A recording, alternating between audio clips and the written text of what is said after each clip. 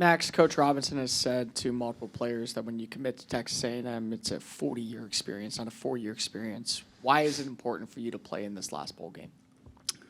Man, that's a good question. You know, I always want to finish something that I start, and especially whenever it comes, you know, something like this team. I want to finish on a good note and finish, you know, something that I started 6 years ago whenever I came in here in 2018 with a bunch of guys who aren't on this roster anymore, who are in the NFL doing different things in their life now. You know, just this team means the world to me. It means the world to the guys in that locker room. And just like you said with the 40-year decision thing, like I think that's kind of doing it the Aggie way. It's finishing it out, you know, seeing it through, you know, throughout all the chaos that we've had this season, you know, just rallying the troops, being like, hey, let's roll, why not? And then for you, you're actually one of the few players that we can talk about for 2019. What do you remember from that game? What do you remember about Kellen? And what do you remember about Oklahoma State primarily? Man, that game was fun. Kellen had a heck of a game. Man, I remember their offense was really good offensive team. I think that's back whenever they had Chuba Hubbard, that running back. And, again, they got a great running back this year. I mean, they were a great team. They're good offensively, good defensively. They're a really physical team up front. They try to play with a lot of effort. I think they still had those things back in 2019 too. So they got a good program there and a lot of good things set in stone that they've carried on from 2019. But yeah, that kind of some of the same things from 2019. So we'll go fourth row on the left side to Rob. Howdy, Max. howdy. So I haven't got to talk to you since your 51-yard touchdown. Can you? That's going to be a memory that you'll tell your grandkids about. So tell us about that play. Yeah, it definitely will be. Scoring in Death Valley is pretty cool. But, man, it was a simple check down, to be honest. I was in protection, really, and once you realize that nobody's coming in your protection, you can leak out on a 5-yard out route. And when I kind of saw the play developing and leaked out and saw the linebacker who was, I thought, supposed to be covering me, he dropped out 10, 15 yards. I was like, oh, I'm going to be able to make a nice play here. But then, you know, caught the ball and finally felt I had a little bit of open space and made some moves and took off. And I got kind of poked at by my family. They said they'd never seen me high step before. So that was pretty funny. But yeah, that was an amazing moment, and getting to kind of bounce back from the drop earlier in the game and getting to capitalize on trying to make up for it. It was a really good feeling. Something I'll remember forever. We'll go front row on the right side to Brendan, then Travis. Coach Robinson sounded like he'll be ready to call King Gill out of the stands if needed. You know, he said if you got 11 guys, he's ready to play. What does that mean to y'all? You know, to be able to say, hey, we're going to play this bowl game no matter what, no matter who we're playing it with. I think it's just a testament to the guys that we got. You know, I think he's not just speaking for himself; he's speaking for everybody in the program. You know, at this point, it's kind of like, hey, we're who we got, and who we got is who we want. I don't know. It's special whenever all the stuff that's happened this season, all the reasons for guys to give in and just be like, all right, you know what, I'm over it. I'll look forward to next season, or I'll, you know, stop giving everything that I have. All the reasons to do that, guys haven't done that. And I think it's just a testament to, one, the character of the program, and two, just the leadership from some of the older guys on the team, you know, taking it personally and being like, hey, like, this is our last go around. We want to go out the right way and try to, you know, set the foundation for the new group that's coming in and for the new guys that are coming in as well. So it's special. We'll move down that front row to Travis and then Carter. Yeah, hey man. I know everyone. You said, Coach said, everyone's practicing hard and everything like that. But is it a little weird out at practice with different coaches and players not in? Is there a kind of a weird vibe to it too? I wouldn't say a weird vibe. To be honest with you, the guys who are stepping in to take some roles that have been vacated are coaches who've been coaching us as well all the season, and some of them are bringing, you know, some different personality and some different, you know, perspectives to the positions that we play. But honestly, some of them it's been really fun. Getting some coaches who are more in, you know, GA roles or in analyst roles to come in and step into to try and be, you know, coaches for us. It's really fun, and it's been a good time. You know, I wouldn't say weird is the right word. You know, it's definitely different having. I don't know if anyone's really had the circumstance that we've had where coaches have been gone and we're trying to put something together for a bowl game. But man, it seems like we've just rallied together and been like, man, whatever happens. Let's just throw all the dice out. Why not? I mean, we got nothing to lose, so we're excited. And Coach Robinson's in an interesting situation where he's coaching y'all, but also recruiting for his next school. Is that something that comes across y'all's consciousness at all that he's pulling that double role? And is that a strange situation to have one foot in both teams at the same time? Man, I mean, I think it's Coach E-Rob is somebody who I have a huge amount of respect for. He's been here since I've been here my freshman year, and he could have vacated and left if he wanted to, but he decided to stick around and pull it out and push through with these guys for the last game.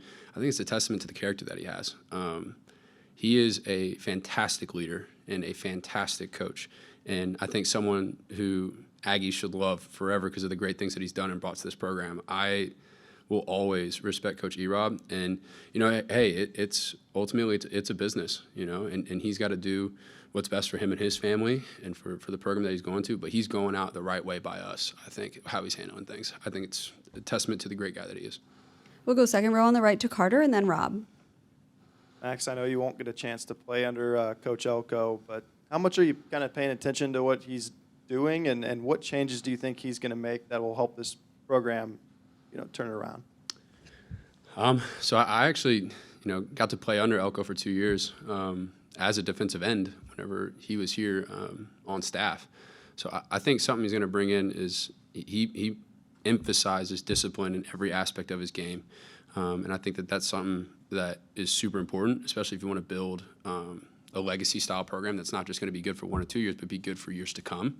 I think that he's someone who's passionate about the game of football. I mean, he's going to bring in some great things, some great new things that are going to be different than what we do now.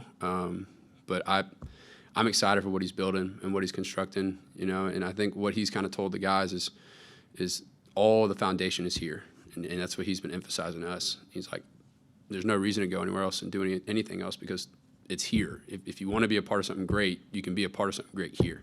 So We'll go fourth row on the left side to Rob and then Mark. So, Max, there's tomorrow's early signing day. Got lots of guys in the portal looking at A&M. So you have a microphone in front of you. If I'm a young, talented recruit, why should I pick Texas A&M? Ooh. Wow, okay. There's a lot of reasons. I think getting to be a part of a new start of a program is always really exciting. I got to be a part of that whenever I came as a freshman. And I think that when you look at A&M and what it is in its entirety, it's different than just coming to play football here. You truly are coming here to be a part of something special for your entire life. And I know that that's the cliche thing to say as an Aggie. It's like, oh, it's a 40-year decision. Well, it's like, no, if you really do go about it right, whether you play football in the NFL or not, you're set for life if you go about it the right way and if you handle it the right way. I think just from a football standpoint, there's no better facilities in the country. There's going to be no better coaching staff in the country as well. The people that are around the program, the support system, take care of you. I mean, from personal experience, all the injuries that I've had and all the things that I've gone through and all the reasons that they could have kind of put me on a back burner and been like, hey, we're kind of done with you as the old guy, they haven't. They haven't given up on me. I think that's just a testament to what this university is, what the fans are, what the coaches are. I mean, what everyone in this program is. It's the foundation for greatness and for national championships is here. And there's no doubt to that. Everyone will say that.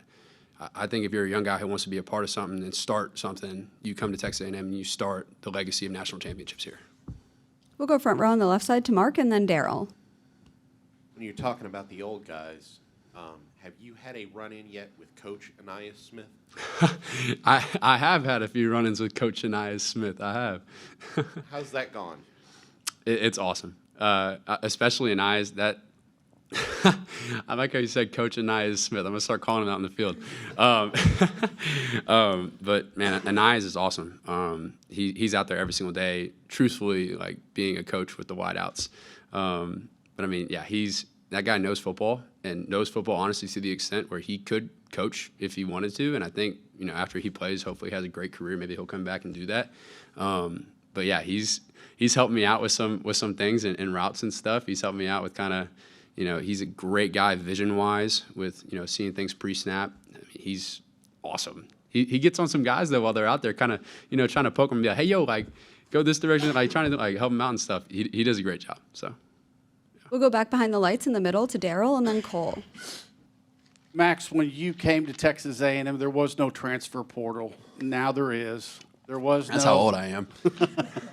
Well, I remember. I saw you sign. Yeah. There was no name, image, and likeness. But if you could put on your hat today and say, hey, this is the way I think it ought to be handled, could you kind of take us through that and say, you know, maybe the transfer portal is opened later? What's your thoughts on all that?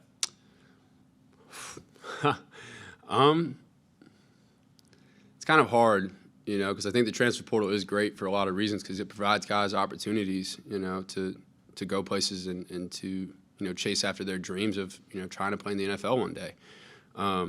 With that being said, I don't know how I would adjust it. It's such a big picture thing. It's so hard to have like really strong opinions about how it should be handled. I think that the transfer portal is great for guys, and I think that it provides opportunities for dudes to chase after their dreams if they want to. If something doesn't work out at the school that they're at, I think it's great. I think NIL is also great in how it, you know, allows guys to get reimbursed for the things that they're providing to the NCAA, to their school, to the public. I think that's great as well. I do think that, you know, it's I think everyone's kind of said this, it's a little bit of the wild, wild west in how NIL is being handled. You know, something that's exciting is I do think Texas A&M is going about it and going to really be going about it the right way in the future. So, I mean, it's hard to have, man, I think that transfer portal or NIL should be handled like this because it's such a big thing and there's so many moving parts to it. But, yeah, I don't know. That's tough. We'll go front row on the right side to Cole. Max, we already heard of Coach Anais Smith. Is there a Coach Max Wright in the future for you? That's a good question. I think maybe. You know, I love the game of football, man. This has been something that's been part of my life since 4th grade. You know, and obviously I hope I have an NFL career. I hope I play for a while in the league and get a chance to do that. And I've always kind of laughed like, oh, like I'm not going to be that, you know, worried whenever I come to my last college game, or like I'm not going to be that impacted, like it's not going to be that big of a deal, like I'll be ready for the next thing. But it's like even the thought of like maybe this being my last guaranteed game has like just weighs on you so heavy, you know, because you love something so much and you put so much passion and you put so much time and effort, blood, sweat, tears, surgeries like into this game. The thought of like not being around it anymore is kind of crazy. So yeah, I definitely think that maybe in the future you'll see a Coach Max Wright somewhere. Hopefully, if I do that back here in Aggieland, because I don't want to be anywhere else. But we'll see. I'm getting a great master's from here too, so maybe I'll be doing some land development or real estate in the future too. Shout out to anyone who wants to help me out with that. But I might be going that route. So I'm blessed to have different avenues that I can go down. So You don't know for sure this is your last game. Nobody does. But knowing that this game, with all the changes, with the transfer portal, with a new coaching staff coming in, with coaches being let go, what would a win in Houston show about the resiliency of this program and the future of where it could go with just a few more pieces added in? I think it shows the resilience of the guys that are in this room, in this locker room. I think it shows the determination of the group. I think I don't think or hope we get a win. I know we can get a win. But just like thinking about what it could do to the motivation for the guys, I mean, it's been a hard past couple weeks, you know, like saying goodbye to some coaches who we built relationships with and saying goodbye to some like teammates who we've made relationships with. The guys have really had to lean into each other. You know, it's hard. But to go out there in Houston, where that's a lot of guys' hometown, where a lot of our family members, a lot of our friends are going to be there to come watch us play, be able to go out and do something like that it could be super special, and be something that I think, you know, further emphasizes the determination that this group has, the fight that this group has, and just everything that this team represents in terms of being willing to push through for whatever it takes.